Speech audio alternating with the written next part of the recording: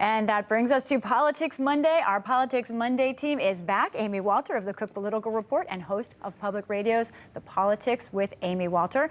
And Tamara Keith from NPR. She also co-hosts the NPR Politics podcast.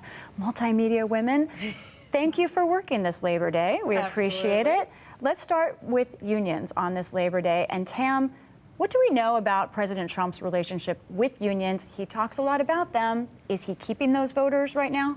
He does talk a lot about them, and what he talks about is how he really identifies with the rank and file, and he is constantly saying, well, you know, the union bosses, they don't like me, but the rank and file, they're my people. The numbers don't exactly bear that out.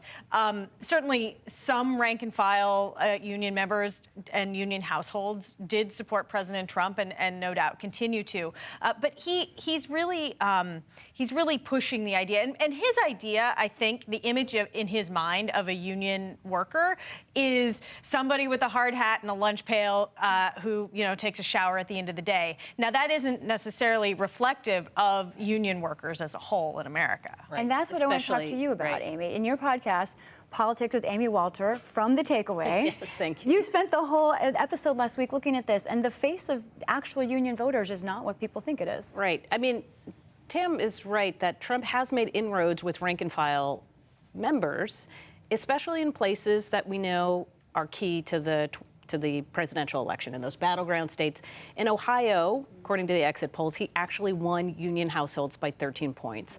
This is a group of voters that 4 years earlier Obama had won by 20. Wow. So there is something going on there. He did much better overall with labor voters, for example, or union households is how exit polls ask them, than Romney did 4 years earlier. So yes, he's been able to make some inroads. But Tam is also correct that this image of the hard hat, and really we're talking about a white guy with a hard hat or a white guy who's coming out of the mines, doesn't reflect, I think, where labor currently is in terms of its membership. It's becoming much more female-centered, certainly for people of color are much more significant influence and force within the labor movement than they've been ever before. And think about where, if you're looking to what the most high-profile union organizing or labor issues have been in the last year or so, it's been the teacher strikes, again, a profession that's heavily female, and the fight for 15, the organizing of fast food workers for minimum wage of $15 an hour. So the service industry also very influential, and we know that in 2018, women were a very big source of Democratic votes and energy, and I think we should be looking also to those women who are part of labor as another piece of this. One more thing about the labor makeup that's interesting. I think part of the reason that Joe Biden has done as well or doing as well in the Democratic primary is that he's seen it as the one candidate who can win back those guys with lunch pails and hard hats in Pennsylvania, in Michigan, in Ohio. And that has, I think, helped cement his front-runner status. And he obviously pushes that image, that sort of Scranton Joe, middle-class Joe. Like, he really, that is part of his pitch. That's right. And in part, that pitch isn't just to white voters who fit the image. He's also pitching that to voters of color who just want to beat President Trump. That's right. He's saying, this is how we can win. I can get these voters. Yeah.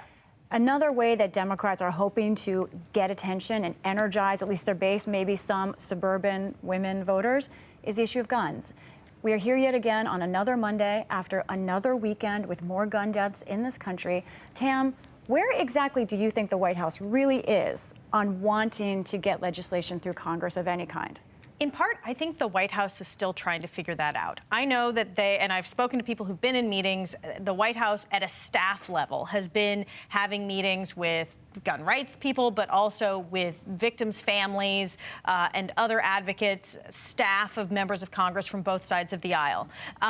But what they think they can actually do, what they think the president will actually get behind, that's not clear.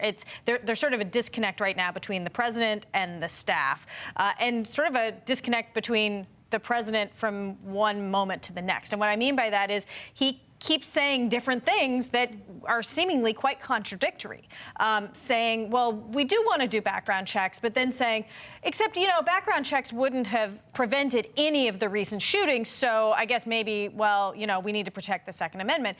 It's not clear exactly where he stands. The issue right now is that the White House keeps saying, we need to know what is politically feasible. We need to know what can pass Congress. You talk to people over in Congress, and they say, we need to know what the president would actually support.